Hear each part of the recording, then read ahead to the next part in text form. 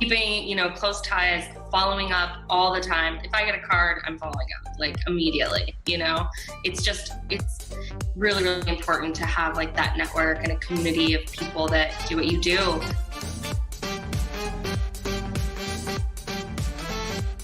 I'm your host, Brian McCann, and this is the Road to Wine Expert podcast.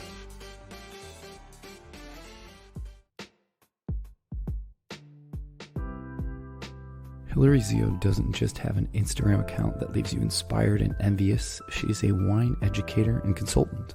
Her book, The Unfiltered Guide to Working in Wine, is a roadmap that outlines her career path and documents the ins and outs of different jobs in the wine industry. Upon reading it, I decided to double up and take the WSET Level 2 and the Introductory Sommelier course and exam at the same time.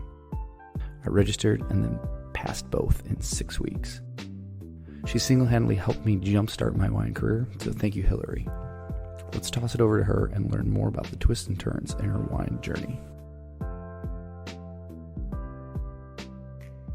So about, I guess like 9 years ago in college, I was a senior, and my then boyfriend, now husband, took me home to meet the fam and everything, and they were all actually in wine. So his dad was a winemaker and still is, and his sister also makes wine. So it was like a harvest party, and everybody's tasting wine and talking about getting cardamom and lemon zest. And I was 21, and I was like, I don't get any of that. Like I don't understand what you're talking about, but I was still kind of just interested, and I wanted to taste these things everybody was talking about. So that's really where I decided to just start studying and get my certification and taste whenever possible, which I think is really important. And so that's when we moved to New York City and just started looking for jobs. First, obviously, internships, because we know the service industry in New York is really difficult, and I had no experience at all. So, Yeah, that's great. And it's fun to hear it from your voice rather than read it in the book. You've worn a lot of different hats in the industry. Yeah. Do you have a favorite? I mean, besides what you're doing now, looking back, is there something that you loved the most or more than others? Definitely. I totally bounced around and tried everything, because I was like, maybe this is for me, but I'll never know unless I try this or that. And I actually found probably that distribution was my favorite, because I think at a certain level, when you're working in wine, you're kind of sick of talking, not to be like rude or anything, but you're kind of sick of telling the same customers. Not a lot of people know about wine, right? So you're telling them what is acidity and what is tannin over and over. But as a distributor, you're talking to wine professionals all day who know a lot about wine, and they are, maybe they were sommeliers, or maybe they're business owners. So they're interested in talking about soil types and climate and, different wine making techniques. So I miss like those conversations every day, walking in and really having like that elevated experience. I miss it. The only reason I don't still do it is because, New York City, right? The subways and lugging around that wine, like physically, was really exhausting and draining on me. But I just loved those long conversations. They make the day go by so quick. Makes total sense. I know. As a wine geek who works in a wine shop, I'm familiar with those conversations. And then when someone walks in and they're excited about wine and they know even just a little, I mean, you don't have to know a ton, but if you're just excited and you have questions, like it changes the experience versus someone who wants, something that's red and dry, which you're like, we've got plenty of those. Yes, exactly. I mean, I'm sure you get a mix of where you are. It depends on the shop, and, it depends on who your clients are. And I think what I've realized is working in a shop, which was also really fun and cool. As you grow, you tend to get to be at a consultant level where you're discussing with collectors, and people who are really interested in what you have to say. So, what's your favorite part of your new gig? Yeah. I love writing. That's why I wrote the book. I just like researching, sometimes I'll help people with their websites, which is really fun if they're new. So I'll do like producer profile pages, and I get to read about these wineries that are working, with their families or with the organics and their soil types, and they're so excited. So I like to kind of put that into my own words and help people understand, like they're there with them in the vineyard or the winery. And so I think the writing part for sure. When I was in San Francisco, I was lucky enough to go to the Arnott Roberts wine dinner. Yeah. And it was Nathan Roberts was there, and his wife, I believe, was like encouraging him to tell the story, because he just loves wine and like loves what he does, but he doesn't have like that romantic side that we get. So I imagine that's really fun for you to kind of share the story of these producers or winemakers, just because, they're in it. And I think sometimes they forget like maybe how fun their job is. At least to us, it looks, so glamorous. Yeah. I mean, I like to try to be as approachable as possible so that people can understand it no matter what level they're at or whatever, so. Yeah, exactly.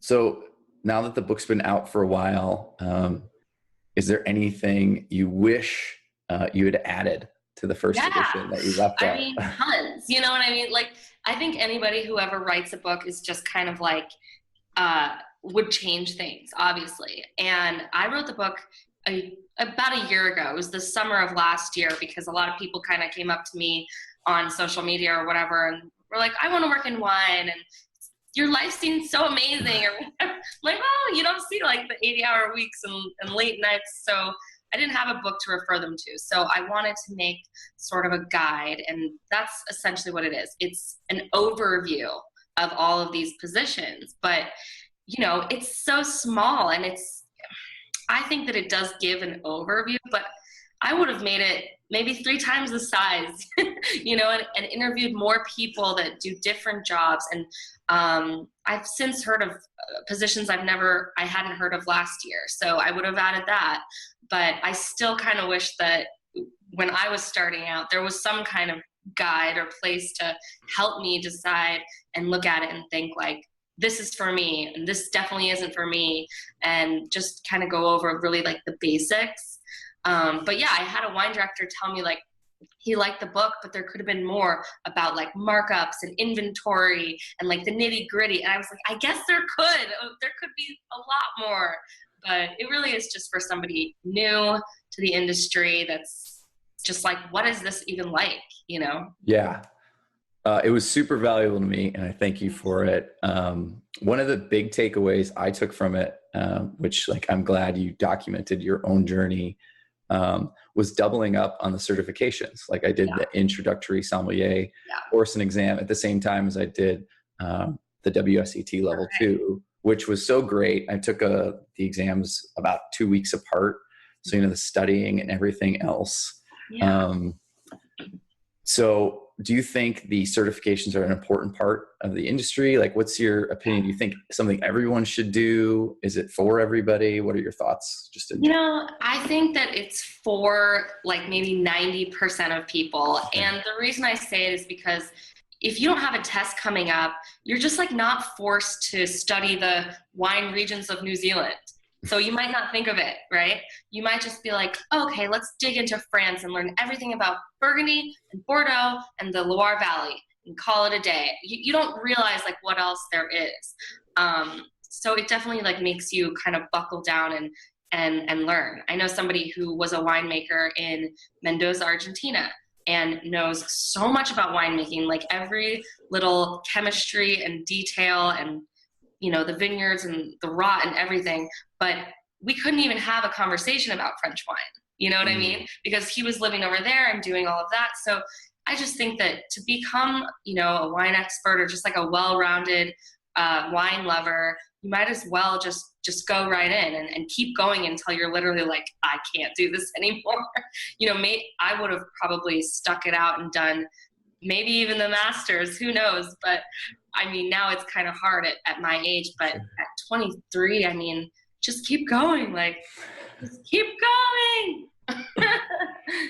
There's so much. It's a huge, crazy wine world out there. And, I don't use some of the information that I learned, but I can generally understand wine, from everything I learned with that. So. Yeah, that makes total sense. I think having that goal, Mm-hmm. even if you don't fulfill it, like even if you take, and continue leveling up, if you go certified and advanced or all the way to the master sommelier or even the, master of wine, or getting your diploma, just having that goal, like it forces you to study. I know it's one thing I'm totally guilty of now because I don't have a test coming up is I just don't hit the books. And when I set that, had the 2 dates in December, Mm-hmm. I mean, it was Thanksgiving and I'm like looking at my phone under the Thanksgiving table, like reading about, Yeah. reading about the Beaujolais that I'm having or whatever the case may be. So I think that was huge for me. I think it's something I lucked into. Mm-hmm. It's just that idea of goal setting and how important it is to, forcing you to study. Because otherwise you sort of live, glass to glass, bottle to bottle, and maybe you retain something, but it's not that studying with purpose like you talked about. Yeah, absolutely. Awesome. So speaking of your book and other books and studying for wine, so if you weren't going to recommend your book to someone, what wine books would you recommend for people just starting out? Yeah, I mean, there's so many. I think Windows on the World is obviously a great place to start. I actually like the WSET's textbooks. So I know you can probably find them like on Amazon or whatever. I would definitely just start at the beginning and go through. There's just so many.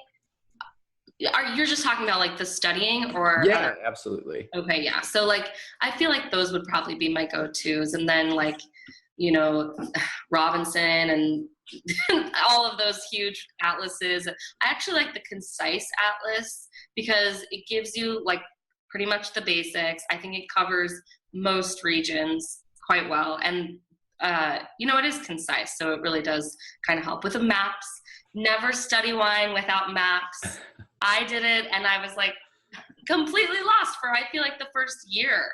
You're reading, but you can't visualize, the reason why Loire, wine tastes that has that minerality to it is because of the river, or Muscadet because it's on the shore, and all of those ocean influences. So I think just studying maps is hugely important to learn about wine.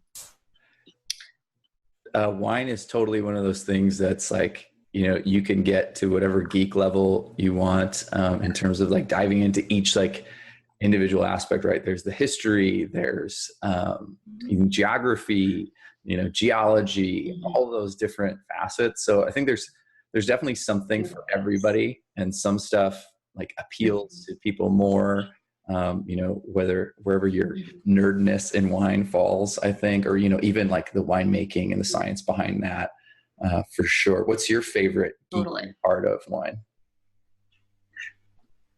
Oh, that's so hard. I mean, I've always really liked history and geography.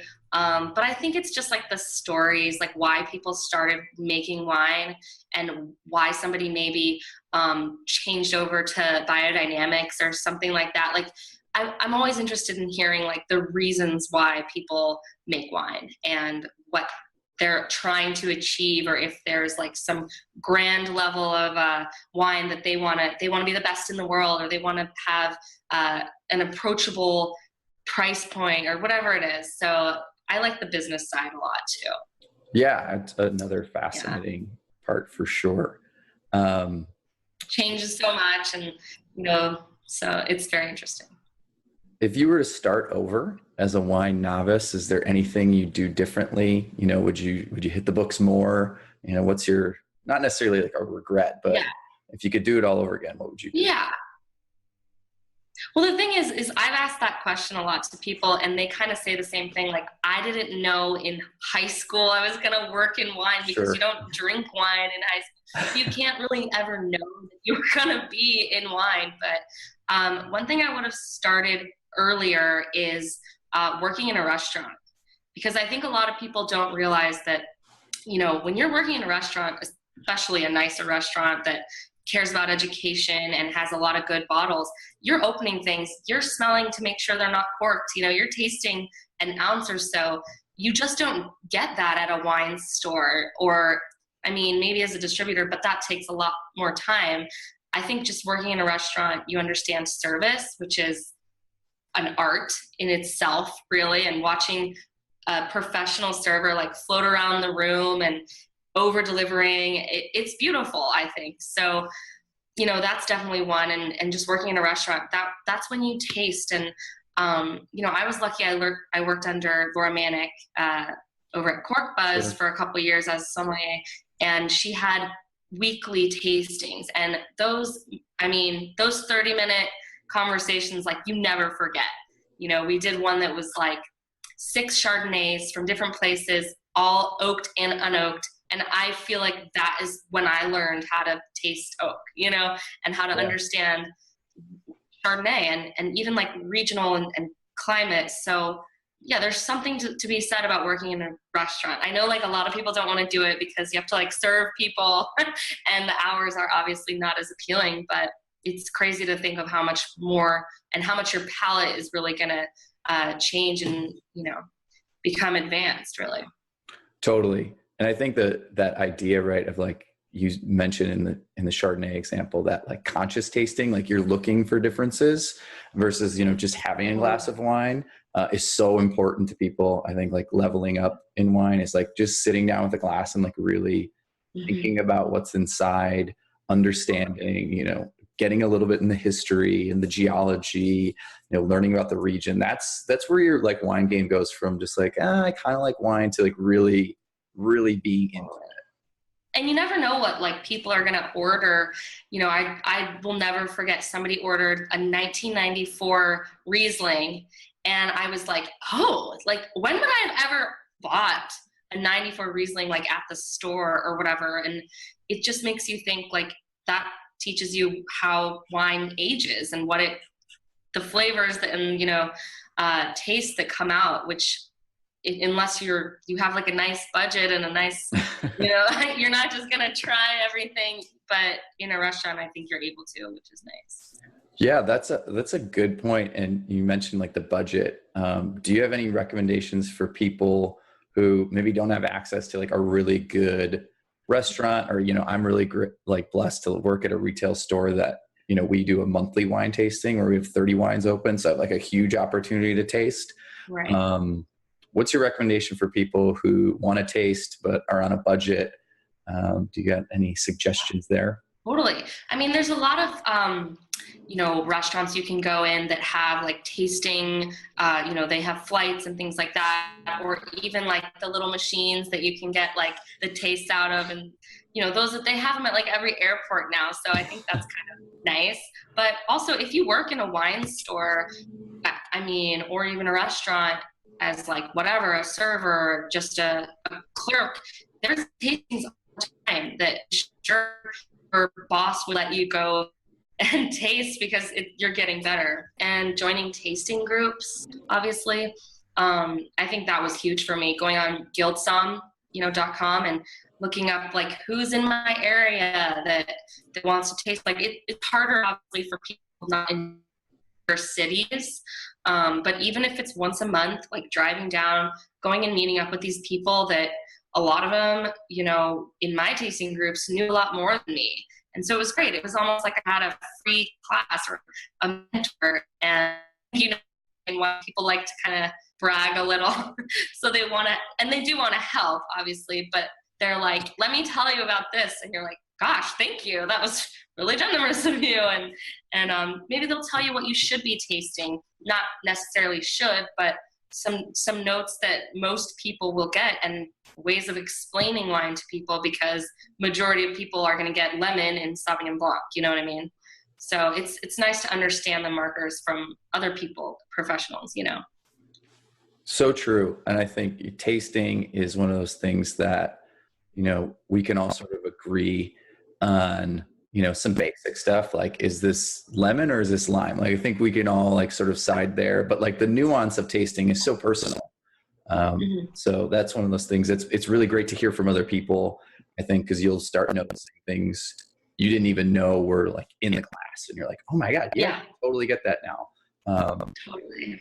So removing yourself from isolation is really important. I think sometimes, I know when I was starting out, I would hit the books and, my nose is in the books. I'm learning all about this wine. And, I think like no one else cares as much as I do. Whereas, Totally. the opposite is true. There's a whole community out there of people. Guild Som is a great place. I mean, even Instagram, it's amazing how many people are talking about wine and sharing about wine. So there's stuff to be had. And even if you can't taste with that person, you can see what they're tasting. And, there's somms like yourself and experienced wine professionals who are giving notes on bottles that the regular person will never touch in their life, but at least you can get a sense or an idea of what's going on in there. Totally. So what's the one thing you wish someone had told you when you're starting out? I know you said you didn't get to drink wine in high school and figure out like, oh, I love this. But what do you wish you knew now, maybe when you're just starting out? It's kind of the same things I was saying, like just study more, study often, go intern, like so many nice restaurants would love a cellar hand and, somebody to just help out. That's where you learn. And I would have said, just go find like the nicest restaurant and be like, I'm going to work for you for free. And they appreciate it. And when you stay late, people just really appreciate it. So definitely that. And then, I don't know, I think just like remembering that as you're older, it's going to be harder, to study all the time and to intern. And, I'm fixing my house. I own my own company and I'm like thinking about a family, like just do as much as you can when you're young and travel at every opportunity. Just keep traveling because that's how you see it firsthand. I think going into a winery and seeing the tanks and the barrels, like how else could you understand that? You just don't get it really from a book. And especially, really passionate winemakers that can often be a little crazy, but just listening to their passion is like, oh my gosh, this is more important than I thought, or their ideas are just really, really cool. So, I think you're spot on with the idea of getting firsthand experience and even volunteering, just because there's no risk for both parties. If you show up as a volunteer and you don't know if you like retail or working in a wine cellar, stooped over lifting cases all day, it's a great opportunity for you to try, and it's low risk for them. They don't have to worry about getting you a paycheck, and if it does work out, great. And if not, then everyone's like, okay, perfect. We know you're not the perfect person to, work in this role, but maybe you have other skills to offer. So I think that's how I started. I, went after a part-time position because it's who's going to hire a full-time, person who knows nothing about wine. I thought I knew something. I realized I know very little. Slowly leveling up. So if someone wanted to do what you do, which is a lot, what path would you recommend they take to get, where you are and sort of the wine consulting side of the business? Yeah, I mean, my consulting is business to business, and it's on the creative side. So if you want to do the creative work and, get a camera, go to a photography class, start writing. If you love writing, then start maybe a blog, or, you could find like a focus like Italian wine and just do an only Italian wine blog or whatever you're interested in. There's just so many things you can write about. Reach out to publications and say, hey, I have this piece, do you want it? And then just go up from there and find out what somebody would like to hear about, write about that. Just, it's a lot of writing and for not a lot of money until you get to a certain point. And then you're posting everything you drink and you're posting all day. I think my social media is pretty much a full-time job. And you're planning and you're, like I said, just writing and finding the light and opening a bottle at 2 p.m. because that's when the light is right. It's like kind of a lot of creative and geeky stuff, which has been fun for sure. Yeah. I love following you on Instagram. That's actually where I first heard about you, and then, went down the rabbit hole. learning about you, and then reading your book, and then ultimately like reaching out to you. I think it's a great point. In my side of the story, I was like, well, geez, who's going to talk to me? And I've been overwhelmed with the response of people who are just like willing to engage in conversation about wine expertise. So I think even if you're sort of leveling up, a good lesson is like keep connecting, keep Totally. Networking. That's how the opportunities start showing up for sure. But if you just kind of live in a bubble and don't share and don't try and connect, you're really just going to be, stuck on your island. So like when you're at a, portfolio taste, you meet somebody, you will meet that person again. Like this is a small, keeping, close ties, following up all the time. If I get a card, I'm following up like immediately, it's really, really important to have like that network and a community of people that do what you do, because I have literally sold, bought, and distributed wine for all the same person. You know what I mean? It just is totally full circle. So. Yeah. It's so important. Connection's so important, I think. And it's what sort of levels, or, it creates like a new opportunity for you. It gives you like to expand. I love talking to people in the shop. And then you find out like, oh, this guy has an art gallery and, needs someone to pour at those events. And then you meet people, and then they start coming in the shop. And, there's so many ways to go about connecting, even like outside of wine. I think wine is just such a great vehicle to make relationships around, whether they be in the industry or beyond that. Right. Yeah. I think if you're not like at the place you want to be as far as the job, just do something else wine related in the meantime. You know what I mean? Because sometimes it's nice to have a lot of different things you do every week throughout the week. You just don't get like bored that way. And so, I urge people, like, if you want to work in wine, and maybe you don't want to start at the bottom, just get like that part-time job on the weekends, or intern. A seasonal internship can go a long way for a harvest. So definitely just start working in it, or else you'll never, I think, understand a lot about producers, because you can study wine all the time, but it's really important to understand the producers and who they are and what they've been doing. And that really you can only really get that from working in the industry, I think. So. Let me take a break from asking our guest some questions to asking you a question. Do you ever find yourself with a little bit of overflow? You know what I mean? Wines that don't quite fit in your fridge or on your wine rack, and you're like, ugh, where do I put these?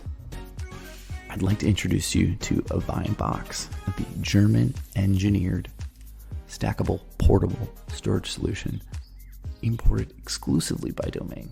Fit up to 12 bottles in a tiny little space. It's ever so convenient. It's got front and rear access doors, which means you can access your wine anywhere. It sort of looks like a magic trick. Like you're about to saw a lady in half. You know how they have the doors on either side? Well, don't worry. Your wine's totally protected. It's not going to get sawed in half. So if you're interested in Winebox and storing some wine, check out Vinebox at getvinebox.com. That's GETWEINBOX.com. And you can remember, oh, hey, he's not saying vine like where grapes grow. He's saying vine like a German would, because this is a German engineered product. So you know stuff. Remember, go to getvinebox.com to learn more.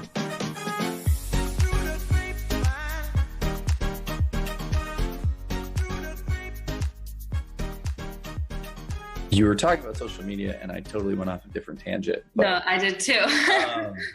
I wanted to go back to that because you've built like such a great following. You've got plenty of people going on. I think you're really good at it. I think your stories are like authentic. Your Instagram is really great. Like it's engaging. What tips do you have for people who are just starting out, maybe trying to build an audience on social media around wine? Mm-hmm. Just, do it often, like 3 times a day is fine. Like it's not oversharing. And I mean, engage with people. If you see something you like, tell them, this is a beautiful photo. What does this wine taste like? Do you recommend any other wine? Just constantly, literally spending hours a day talking to people and commenting and liking and following and, you know, finding out your style just like based on kind of other people. Like what inspires you? Is it do you want to do something very specific, just wine, or do you want to do like a wine and food thing, or travel or fashion? You know, it's really interesting when, yeah, people are just themselves and they show you their life. And if wine is a big part of their life, then that's going to be the kind of account that, you know, they have.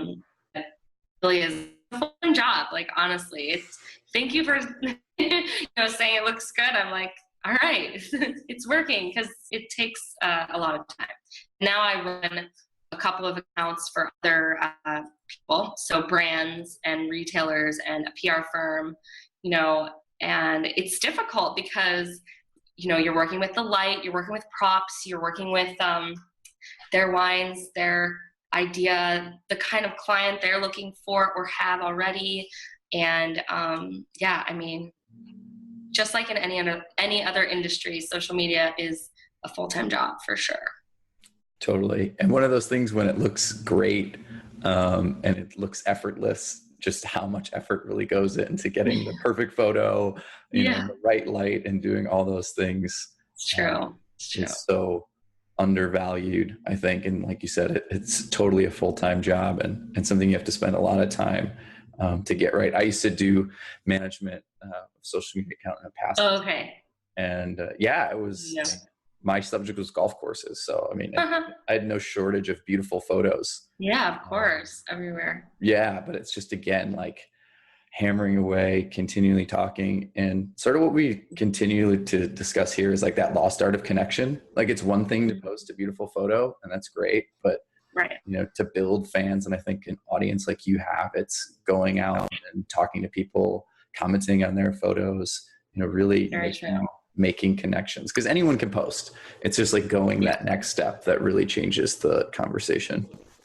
Yeah. Wine's hard to photograph too. It's like, usually we're drinking at night and then it's dark and it's just like a label or whatever. So you have to just get creative and often. Yeah, it's super hard to photograph. Even in the glass, like the color never looks as expressive as like when you're staring right at it. Like a bottle in a glass is, you know, pretty boring for the most part. So like giving it a setting and a stage is really important, I think, too. Yeah, I mean, I've taken, and you're right, at night, and like everything's got a flash on it, and the bottle's reflective, the glass is reflective. It's a nightmare.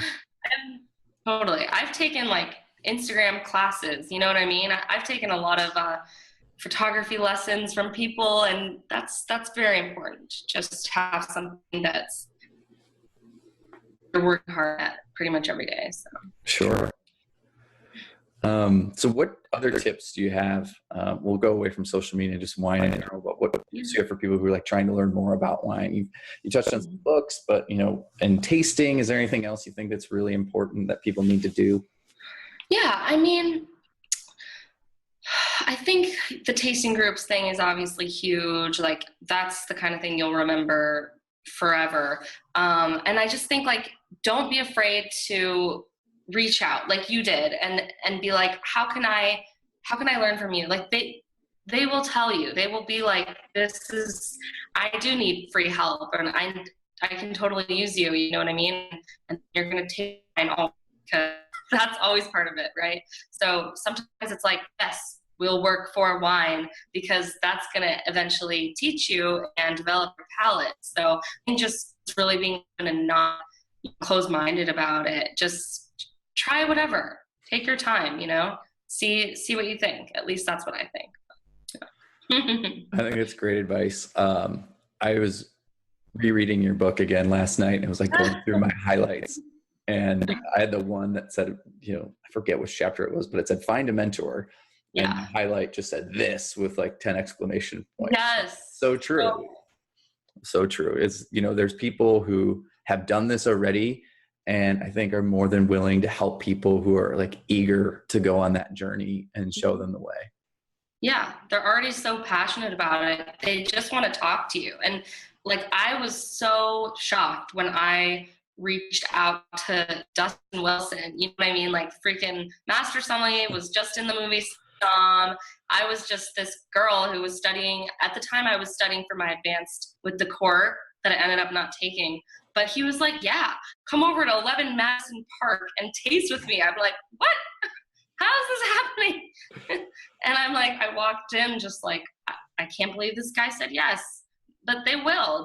You know what I mean? Like, people, they're already passionate about it. They just want more people to be passionate with them. So. Yeah, totally true. I think everyone wants like people to get better at wine. I know I'm like always sneaking in like little tidbits to try and like teach my family, you know, a little more about it. Or when they bring a bottle over, I'll always have a story. Totally. And just try and, you know, get their knowledge up a little bit, because it just helps everyone. It makes it more enjoyable. And not to say that wine isn't enjoyable without the story. Like, it can just be satisfying and delicious, all the same. Yeah. To get people interested, I think you need to give them the hooks. They're eating every day. They may as well find that they're going to like, and it'll, you know, take their meal to the next level. So even if they don't work in wine, I think it's important to know about wine. And if you're entertaining clients, or if you're, you know, just trying to have an enjoyable experience, pairing correctly, or if you know you like something about wine and that's it, just keep digging and see what else maybe is there that you would rather have as like a note in wine that you can't find. And then you find that wine and it's like, you know, it's like so fabulous. Like, I remember when I had discovered Chenin Blanc, right? I was like, this is my wine. This is it. And I still kind of believe that. But there's so many styles, of course, you know, Vouvray and sparkling, and it's great to keep going and discover everything. Yeah. One grape. Yeah, one grape, and so different. I mean, even just in the Loire, but all over the world, all the different styles. It's pretty amazing. I know I need like a Chenin Blanc t-shirt. I'm not ready to get a tattoo, but I'll get a t-shirt. Definitely. I'm not ready for any wine tattoos yet. We'll see. So you mentioned Chenin Blanc. Any other like wine, beer, spirits, cool stuff you're enjoying lately that you think people should check out? Yeah, so I live upstate. I'm in Hudson, New York. So there's a lot of local breweries and cider. I've been super into cider lately. There's this one up here called Wayside, and it's like really interesting. A lot of just unfiltered, kind of smells like Chenin actually. and you know, really refreshing in the summer. And it's nice when you work in wine to step into the beer world, or even spirits. There's whiskey distillery out just like 15 minutes from me called Hillock Estate. And I mean, it's probably one of the best whiskeys I've ever had. It's like, you don't even need ice. It's just so easy, you know, goes right down. So I definitely like just exploring all types of beers and everything. But yeah, with wine, it's interesting because, you know, I get wine sent to me sometimes because of the social thing. And it's like, I would have never just went to the store and bought this. Kind of like the studying thing, where you wouldn't just go study the regions of New Zealand or whatever. But, you know, somebody sent me a wine from Chile that is like now one of my favorite wines. It's called Vik, V-I-K. And I highly recommend tasting it. But I just thought that my palate was a little the Italian and, you know, old world side sometimes, but then you remember that everybody's changing, and every region is doing something really well, and you can't be, you know, closed-minded with it. So I've been really discovering some really cool wines lately. I think you bring up a great point too, when you're kind of talking about the craft ciders and craft beer and spirits. Like, it's such a cool time to get into just wine, beer, everything, because there are so many small producers popping up who could use an extra hand, and sort of that idea we talked about, like volunteering, right? Like, there's probably someone in your community, like wherever you live, who's making something. Maybe it's not wine, but there's probably someone doing some craft beer, some small, local microbrew, or, even spirits. So it's something to seek out and find, make those connections, right? Yeah. And I think every wine expert should know about beer and whiskey and, even cocktails. It's all part of the beverage experience, and if you're trying to get certified, you're going to have to, know a lot about that too. So yeah, even if you don't like it, just learn about it. I didn't like sherry, and then I became obsessed with it and started teaching sherry classes once a week. And, some things just grow on you, really. Sure. And I think to continually come back to stuff, because you may not just be ready for something like sherry too. I think people who are just maybe getting into wine and someone's like, oh, you should try sherry. And they're like, oh, this is horrible. Yeah. Yeah. Just keep going back to it for sure. Definitely. I like hearing about some of my friends that are studying that kind of take I'm going to do a week of only Southern Italian wines, and then next week I'm going to try this. It's cool to see that, because you notice big differences when you change over to another region or style or something. I did when I was first starting, I could not tell the difference between Champagne and Prosecco and Cava. It was just sparkling. That was just how it tasted to me. So I did the same thing. I was like, all right, I'm going to have Cava for a week, and then I'm going to have Champagne for a week. It was not cheap, obviously. But then after the Champagne week, I went to Prosecco and Cava, and I was like, this sucks. You know what I mean? You realize what quality is if you are forced. If you don't understand why a wine is so expensive, try something in the same style or region, and then and you realize, okay, wow, yeah, this has been aged in oak a very long time, or this was made, in the best way, or whatever it is. And I think that price, there's a lot of people that know about wine out there. They're pricing wine kind of accordingly, so you can trust it. Wine's been around a long time. Nobody's trying to fool you here and slap $1,000 price tag on something that, is probably actually worth it. Depending, but overall, I know that's the wine conundrum. I feel is we want to talk in generalities, and we're it's everything's okay, and it's but there's always an exception, right? No matter what. I say somebody's doing something somewhere. Yeah. That's because you'll find out, certain grape varietals someplace that you just never would imagine, and then you end up loving it when you said you hated it. So that's the whole be open-minded thing, for sure. Yeah, and I think that's such a good lesson on quality. Mm-hmm. I know when people are starting out, you might not budget for wine, and you're at the $10 range and the 15, and maybe you even start getting to 20.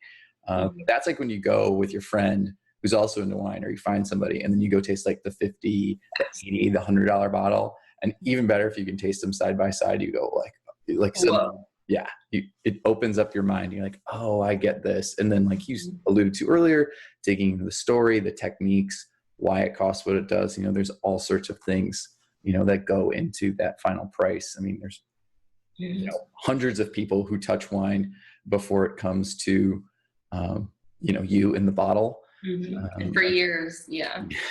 So people are holding on to it in barrels for years in a cellar, and all that costs money. Yeah. But I mean, it's kind of I always tell people who are new to wine, don't go out spending all this money, because for a long time, you're not going to understand the differences. If you are finally at a level where you can, then it's okay to start getting into it. But I think in the beginning, when you're just trying to establish your idea on a varietal, then get a group together, a couple people, everybody bring a red and a white that's $15, and varietally single and correct or whatnot, and sit down and side by side taste them and talk about them and hear, what do you think, instead of having that super expensive bottle where everyone's tastes like good wine. That's because for years I think I didn't know how to really taste quality. It took a long time. I knew that wines tasted different, but that's really all that I could express, Yeah. Totally honest. I don't think I was born with a good palate at all, but after a lot of time and studies, I think it's gotten better. So. Yeah, I mean, a lot of it is learning what to look for, sort of like having an idea of what's going to be in there, what to expect. Yeah. Are your expectations met? Are you disappointed? Are you excited? Did you find something that you didn't think was supposed to be in there? And that all comes with, and when you go through the court, you understand like why theory is so important, because they use it as a backbone, and it changes your perspective on how you taste. And like you said, and I'm the same way, like I might not be able to taste that difference myself, but with, some tasting notes, plenty of books, and thumbing through some stuff, you can start to, discover those things. And, what may start out as like, you just call it grassy, or you're like minerally, or, those terms that are sort of just like open-ended. Kind of broad. Yeah, you'll get more refined, I think, as you go on, and then you can be a total snob and talk about, like wilted arugula or something like that. Oh gosh, wilted arugula. I haven't heard that one yet. That's good. Well, thank you so much for taking time to talk to me today. Before I let you go, how should people get in touch with you if they want to talk to you more? What's like the best way to connect? So, you can reach out on email, which is on my Instagram account @HillaryZio. And I send out a monthly newsletter every month around the 10th of the month. And it has my wine recommendations, travel advice, what I've been doing. I interview usually a professional. So it's cool to hear their perspective. Last month I was in Bulgaria. So there's just like a lot of fun, interesting travel stuff. So it's HZ Unfiltered, and you can go to my website, HillaryZio.com, and sign up for it, because it's kind of semi-private. You got to be like in the club and just, leave your email and it'll send on the 10th.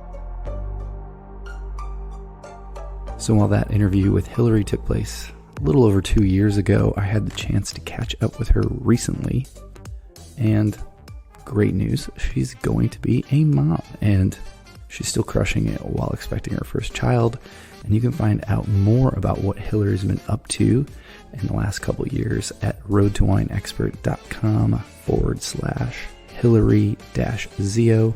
We've got a Q&A about what she's been up to, where she's been traveling, and what kind of cool content she's been creating.